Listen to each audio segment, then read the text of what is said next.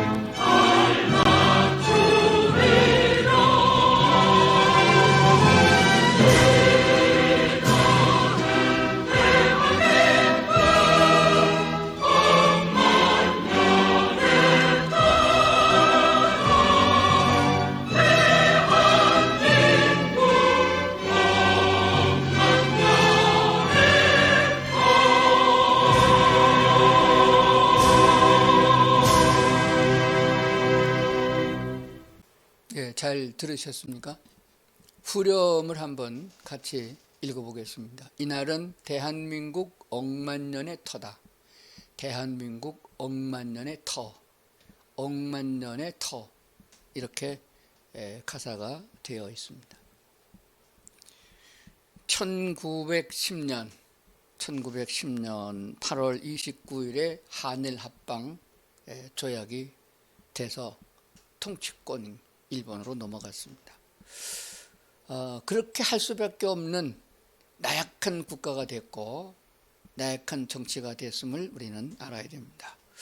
그러나 하나님의 은혜로 절대적인 하나님의 은혜로 8월 15일 해방을 맞이했습니다. 북한 김일성을 선택했던 사람들은 소련의 통치로 일본군을 무장 해제하고 나라를 평정하는 데 기여했고, 남한은 독립운동했던 사람들과 이승만을 선택해서 미군에 의해서 일본군을 무장 해제하고 내쫓고 나라가 민주주의로 발전하도록 군정 기간이 남북한 각각 3년 동안의 기간이 있었음을 알게 되었습니다. 그리고 드디어 1948년 5월 10일 민주적인 방식에 의해서 선거를 치렀고 국회의원 198명을 선출하게 됐습니다. 그리고 1948년 7월 17일 드디어 대한민국 제헌국회, 헌법을 제정 선포하기 위하여 마련된 국회를 제헌국회라고 하고 그 국회를 소집하게 되었습니다. 이날 임시의장으로 선출된 이승만은 온 국회의원들, 새롭게 선출된 198명의 국회의원들 앞에서 이렇게 말문을 열었습니다.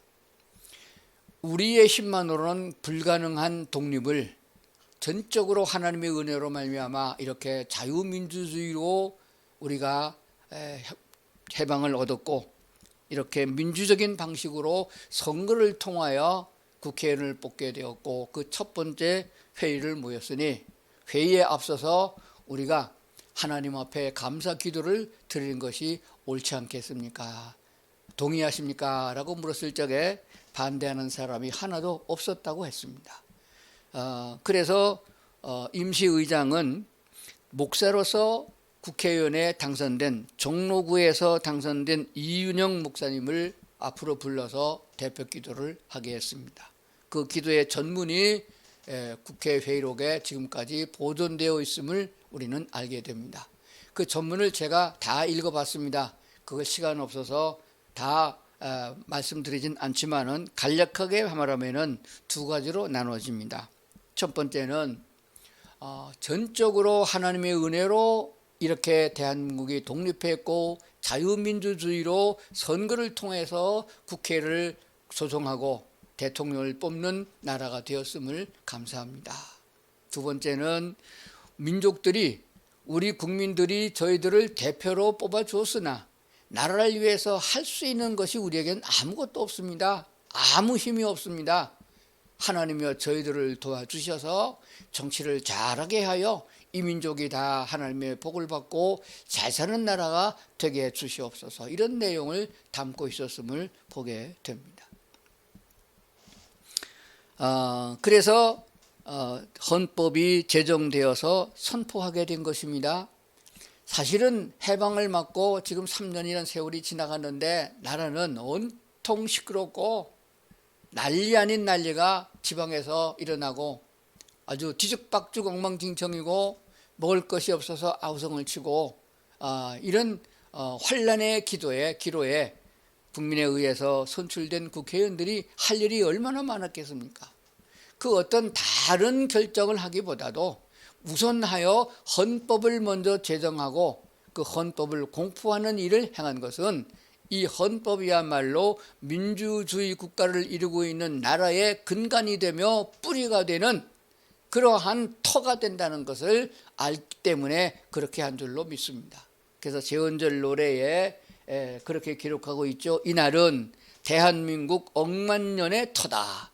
대한민국 억만년의 터다라고 말씀한 것을 보게 됩니다.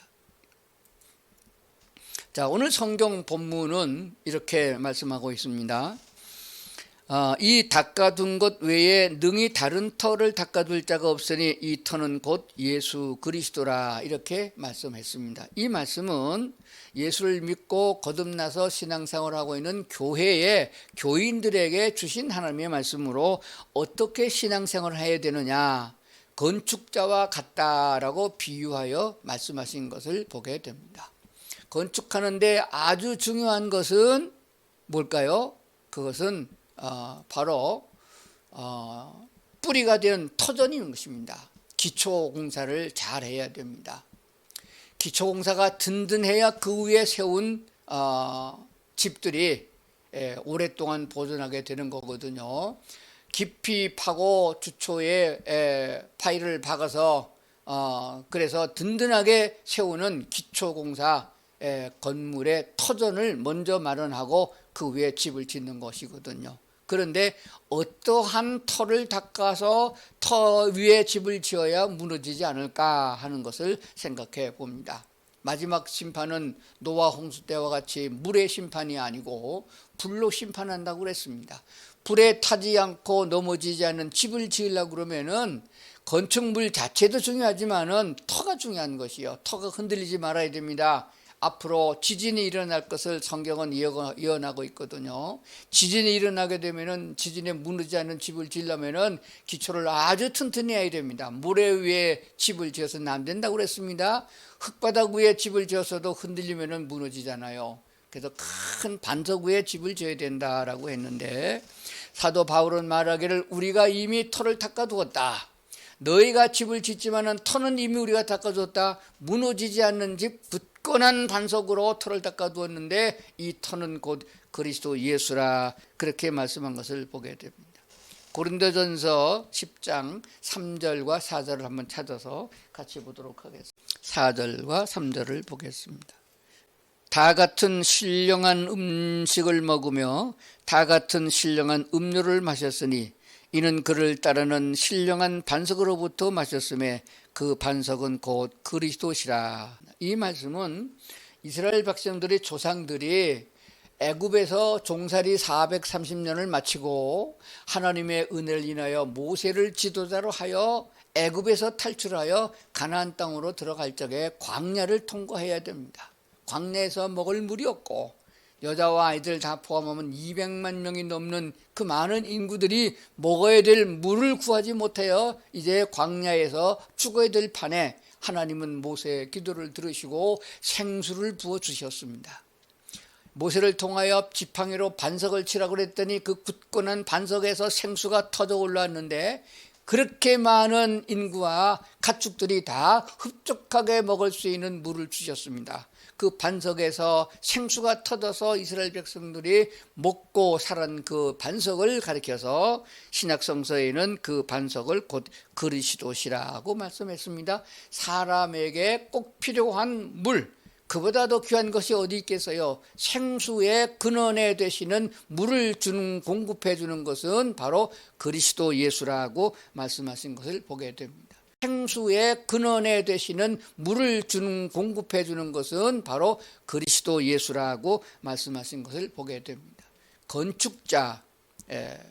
건축하고 있는 사람들에게 반석, 터가 중요하고 물을 얻는 것도 안반 속에서 생수를 얻어내야 그것이 아주 좋은 물인 것을 우리가 알게 됩니다. 그런데 이 반석 터도 예수 그리스도요, 생수의 근원도 예수 그리스도라고 성경에 밝혀지는 이유가 무엇인가 하는 것을 살펴보아야 될 줄로 믿습니다.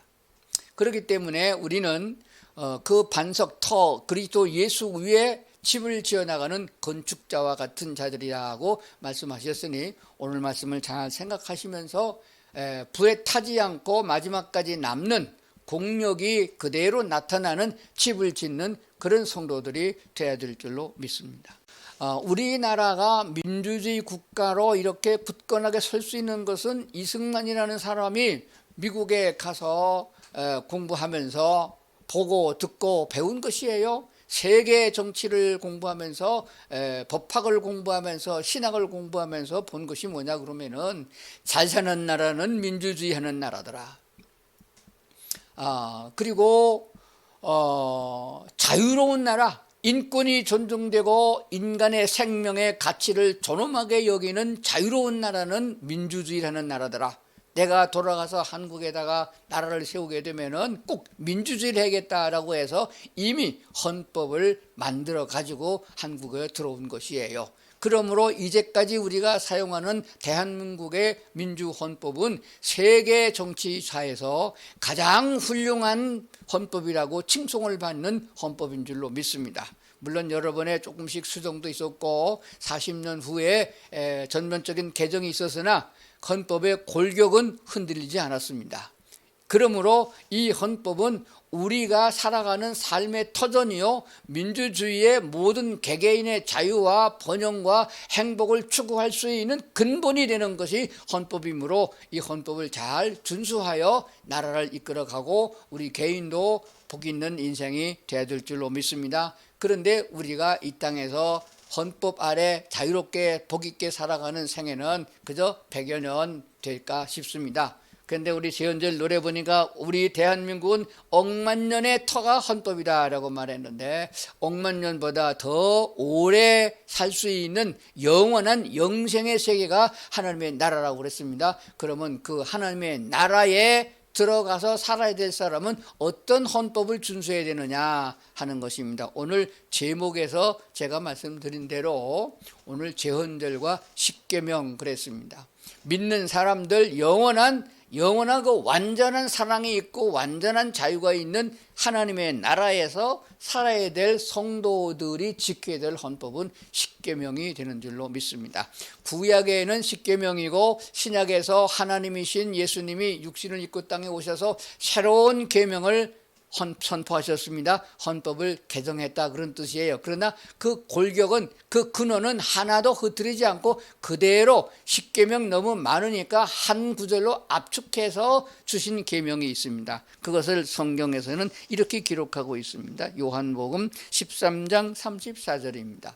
요한복음 13장 34절에 있는 말씀을 보도록 하겠습니다. 새 계명을 너에게 주노니 서로 사랑하라. 내가 너희를 사랑한 것 같이 너희도 서로 사랑하라 하였습니다. 그리고 이어서 14장 16절에 가보면은 내가 아버지께 구하겠으니 그가 또 다른 보혜사를 너에게 주사 영원토록 너희와 함께 있게 하리니 라고 말씀하셨습니다. 이 두 구절에 있는 말씀을 마음에 잘 새기면서 오늘 말씀을 들으시면은 하나님께 영광이 되어지고 우리는 복 있는 인생이 될 줄로 믿습니다. 구약의 10계명은 10가지 계명으로 되어 있습니다. 10계명입니다. 우로부터 4가지 계명은 여호와 하나님만 섬겨야 된다. 그러므로 우상 숭배하지 말아라. 우상을 만들지 말아라. 우상에게 절하지 말고 섬기지 말아라. 그런 내용으로 되어 있습니다. 그리고 아래로 계명은 사람들 간에 주어진 계명인데 그 가운데에 안식일을 지켜라 하는 계명과 부모를 공경하라 하는 계명이 있어요. 안식일을 지키는 것으로 하나님을 예배함으로 하나님을 경외하는 것이고 부모를 공경함으로 내 생명이 세상에 출생한 것을 잊어버리지 말고 기억해야 된다는 내용을 담고 있는 줄로 믿습니다. 그리고 아래로 주어지는 5계명은 사람과 사람 사이에서 행하는 계명이에요. 살인하지 말라, 간음하지 말라, 도둑질하지 말라, 이웃 것을 탐내지 말라, 이웃 사랑하기를 내 몸같이 사랑하라. 그런 내용을 담고 있는 줄로 믿습니다. 그런데 이 10가지 계명을 종합해서 예수님은 한마디로 계명을 주었어요. 새 계명을 너에게 주노니 서로 사랑하라. 서로 사랑하라. 한쪽만 사랑하는 것이 아니고 서로 사랑해야 된다. 이거 꼭 기억해야 됩니다. 우리는 생각하기에 나는 사랑하는데 저 사람이 나를 안 사랑한다 이래서 문제가 되잖아요. 다 같이 하나님의 말씀을 복종하고 하나님의 말씀을 순종한다면은 그 율법을 그 헌법을 계명을 지켜나간다고 그러면 문제가 하나도 없는 것이고 서로 사랑함이 얼마나 존귀한 것인가를 깨닫게 될 줄로 믿습니다. 그런데 얼마나 사랑하는 것이 서로 사랑하는 것이냐, 어떻게 사랑해야 되느냐 하는 것에 대해서 예수님은 모범을 보이셨습니다. 너희를 사랑한 것 같이 서로 사랑하라고 말씀하셨습니다. 너희를 사랑한 것 같이, 즉 예수님께서 우리를 구원하기 위하여 우리를 사랑하여 우리를 건져서 자유를 주고 행복하게 영원토록 살게 하기 위해서 우리를 대신하여 속죄의 제물로 자기 몸을 희생제물로 내어주신 것을 바로 말하고 있는 것입니다. 내가 너희를 사랑한 것 같이 너희도 그렇게 사랑하라고 기준을 허락해 주었습니다. 이것이 우리에게 주신 율법이고 헌법이고 계명이잖아요. 그런데 이스라엘 백성이 구약에 수천 년을 살아오면서 많은 선지자와 사사들의 지도를 받았으나 그 계명을 지키지 못했습니다. 지키지 못한 이유는 인간이고 죄인으로 태어나서 죄의 피가 흐르고 있고 사탄의 역사함 속에 있기 때문에 그것을 지킬래야 지킬 수가 없었음을 보게 됩니다. 그래서 지킬 수 있는 방법을 하나님은 우리에게 허락해 주셨어요. 자, 이 얘기를 잠깐 접어두고 신약성서에서 예수님과 한 청년이 얘기했던 내용을 한번 살펴보도록 하겠습니다. 마태복음 22장 36절부터 40절까지 있는 말씀을 보면은 이렇게 되어 있습니다. 36절입니다. 선생님, 율법 중에서 어느 계명이 큽니까? 예수께서 이르시되 내 마음을 다하고 목숨을 다하고 뜻을 다하여 주 너의 하나님을 사랑하라 하셨으니 그랬습니다. 여기에 내 마음을 다하고 앞에 디귿자가 붙어 있는데 이것은 구약 성경에 이미 말씀하셨다 하는 것을 인용하고 있는 줄로 그렇게 믿습니다. 신명기 6장 5절 말씀 인용한 거예요. 그리고 그 다음에 38절 이어서 이것이 크고 첫째 되는 계명이요 둘째도 그와 같으니 내 이웃을 내 자신과 같이 사랑하라 하셨으니 이 두 계명이 온 율법과 선지자의 강령이니라. 여기서 내 이웃을 내 자신같이 사랑하라, 거기에 리을이 붙어져 있는데 이것은 구약성경 레위기 19장 18절에 있는 말씀을 인용한 거예요. 그러니까 예수님이 요한복음에 말씀하신 대로, 간략하게 말씀한 요한복음 13장 34절에 있는 말씀대로 새 계명을 너에게 주노니 서로 사랑하라, 내가 너희를 사랑한 것 같이 서로 사랑하라는 말씀에 압축되고 있는 것이에요.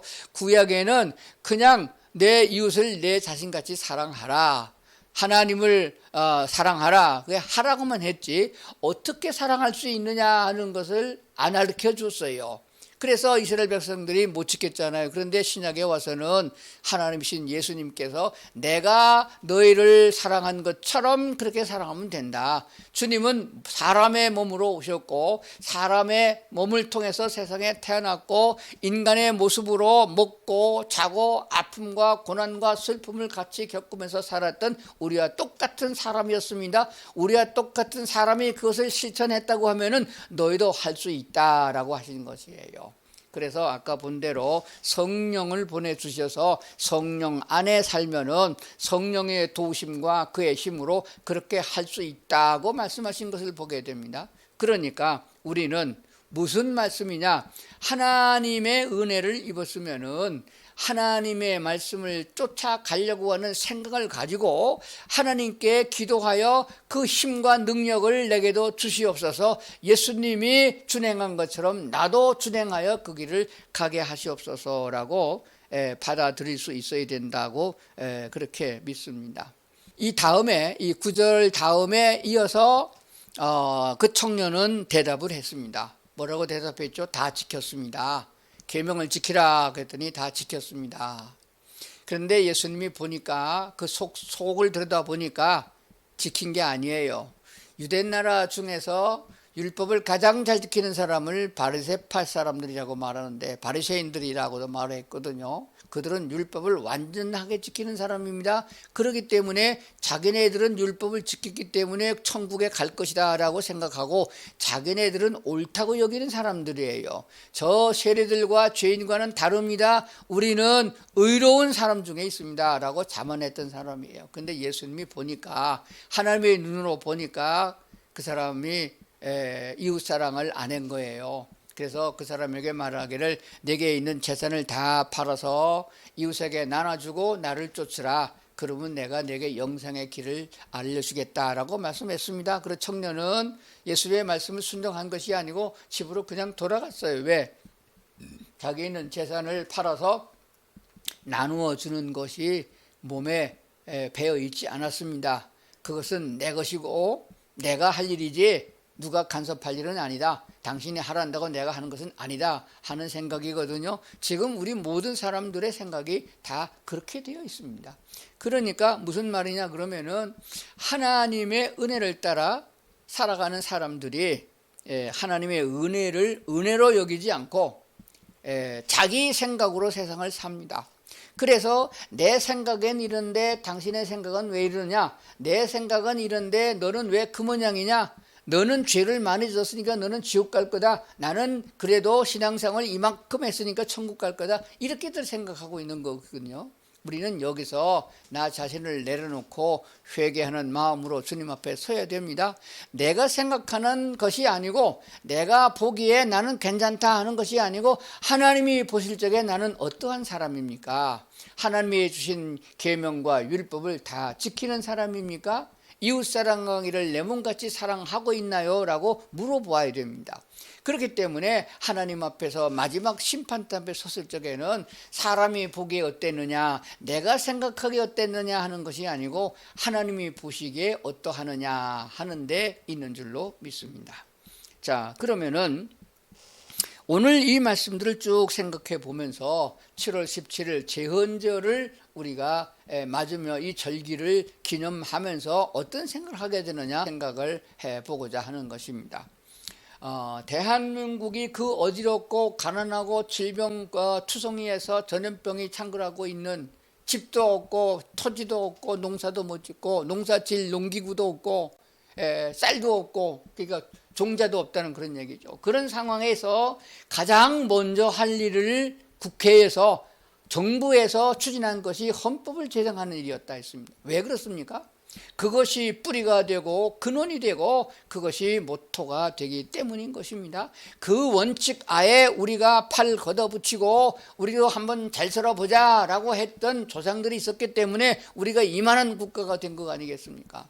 하나님께서도 애굽에서 종살이하던 그 민족들을 끌어내고 바로 곧장 가나안 땅으로 인도한 것이 아니라 그 200만 명이 넘는 사람들을 다 시내산 앞으로 모았습니다. 가야 할 길도 많고 할 일도 많이 있고 그런데 그렇게 많은 일을 제쳐놓고 먼저 할 일이 뭔가를 알려주기 위해서 시내산으로 모았습니다. 장장 40일을 기다렸는데 모세가 내려오지 않았어요. 우상숭배도로 빠졌습니다. 다시 40일을 기다려서 받은 것이 십계명이에요. 그만큼 십계명은 중요하다, 헌법같이 중요하다라고 말씀해 주시는 거예요. 왜냐하면 이제 너희들이 가서 살아야 되는 땅은 내가 약속한 가나안 땅이다, 약속의 땅이다 라고 말씀하셨습니다. 그 약속의 땅은 팔레스타인 땅만을 말하는 것이 아니고 하나님의 약속하셨음을 분명히 하고 있습니다. 오늘 우리가 하나님의 약속으로 가야 되는 땅은 하나님의 나라가 되는 것입니다. 천국을 말해요. 하나님께서 그렇게 약속을 하셨으면 누구든지 믿는 사람은 내가 너희를 구원하여 약속의 땅, 영적 가나안인 하나님의 나라로 인도하겠다고 약속을 하신 것입니다. 그렇다면 하나님의 나라에 가서 살아야 될 사람들은 반드시 그 율법을 지켜야 된다는 의무를 가지게 되는 것이며 그래야만 자격을 얻는다는 것이에요. 대한민국에 사는 사람이 헌법을 부정하면은 대한민국 민주주의 국가에서 살 자격이 없어요. 공산주의 사회주의로 가야 됩니다. 그걸로 쫓아내는 것이에요. 우리가 만약에 하나님의 계명을 지키려는 마음도 없고 그 사랑하는 계명을 우리가 받아들이지 않는다고 하면은 하나님의 나라 천국에 가서 살아야 될 자격이 없는 사람들이에요. 그 율법을 지키지 않는 사람, 새 계명을 지키지 않는 사람은 천국에 살 자격이 없습니다. 그럼 어디로 가야 되나? 지옥으로 쫓겨난다는 것을 기억해야 됩니다. 우리는 이 진리의 말씀을 잘 귀담아 들어야 할 줄로 믿습니다. 나는 지금은 믿음이 연약하고 어리지만은 주께서 말씀하신 대로 서로 사랑하라, 내가 너희를 사랑한 것처럼 서로 사랑하라는 말씀을 나도 그렇게 실천할 수 있는 사람이 되게 하여 주시옵소서라고 기도하는 사람에게 성령은 그 은혜를 부어주셔서 선을 행하고 사랑을 베풀 수 있게 해준다는 진리를 우리가 터득하게 될 줄로 믿습니다. 사람의 힘으로는 할 수가 없습니다. 이스라엘 백성들이 수천 년을 거쳐서 이 약속의 말씀을 지키지 못했어요. 우상숭배에 빠지고 죄에 빠지고 자기 개인주의에 빠진 것을 보게 됩니다. 하나님이 어떻게 우리를 사랑하시고 하나님이 어떻게 우리를 구원하셨는가? 독생자 예수를 내어주시기까지 우리를 사랑하시고 건져주셨는데 그 은혜를 만국하고 내가 얻은 것이다, 이것은 내 것이다 하고 하나님 앞에 교만을 떨다가 결과적으로 징계를 받지 않겠습니까? 하나님의 나라에 근처도 갈 수 없는 사람들이에요. 하나님께서 주지 않은 것이 어디 있습니까? 모두가 다 하나님이 주신 것이므로 지금부터 내 마음을 하나님께 내려놓고 성령 하나님께 도움을 구해야 됩니다. 어떻게 하면 예수님을 따라갈 수 있겠습니까? 어떻게 하면 예수님처럼 그렇게 자기 자신을 사랑하는 사람들을 위해서 희생의 제물로 나 자신을 내어놓을 수 있는 힘이 있겠습니까? 능력이 없으면 행할 수 없고 지식이 없으면 나눌 것이 없어요. 그렇기 때문에 우리는 힘을 가져야 됩니다. 그 힘이 어디서부터 오느냐? 여호와를 바라보라, 내 주를 바라보라, 그가 내게 힘을 주신다고 약속하신 걸 보게 됩니다.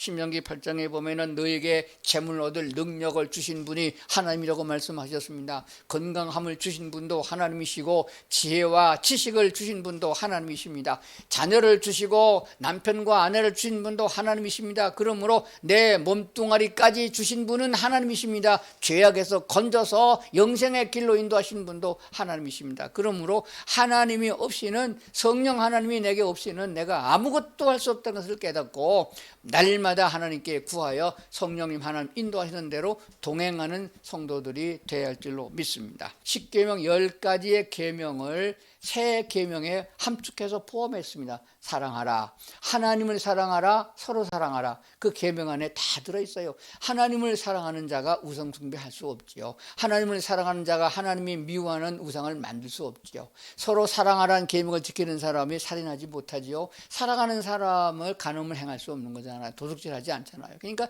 이 안에 다 들어있는 것이에요.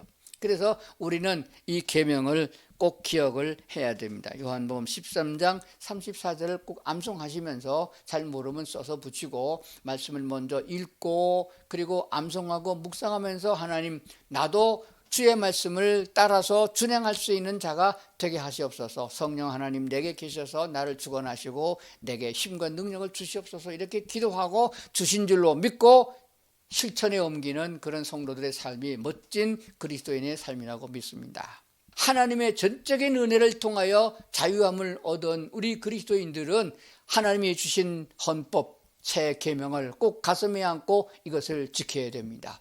지킬 수 없을 적에는 부정하는 것이 아니라 마땅히 지켜야 되나 내가 믿음이 모자라서 지키지 못합니다. 내가 믿음이 어려서 그렇습니다. 내가 연약해서 그렇습니다. 하나님 나도 그것을 넉넉하게 지켜나갈 수 있는 힘과 능력을 주시옵소서라고 하나님께 기도하는 성도가 된다면 하나님이 그 힘과 능력을 주셔서 넉넉하게 이길 줄로 믿습니다. 오늘 이 멋진 7월 17일 또 주일날을 맞아서 이 예배를 드리는 온 성도들은 이 말씀을 생각하시면서 아주 너무 좋은 자유와 그리고 은혜와 축복과 그리고 하나님의 사랑을 넘치게 하신 그 하나님이 주신 이 터전, 이 뿌리가 되는 근본이 되는 이 계명, 서로 사랑하는 새 계명을 가슴에 새기고 남은 생애를 주님과 동행하는, 그래서 영원한 그 나라까지 이르러서 영원토록 복 있게 사는 성도들이 다 될 수 있기를 주의 이름으로 축원합니다.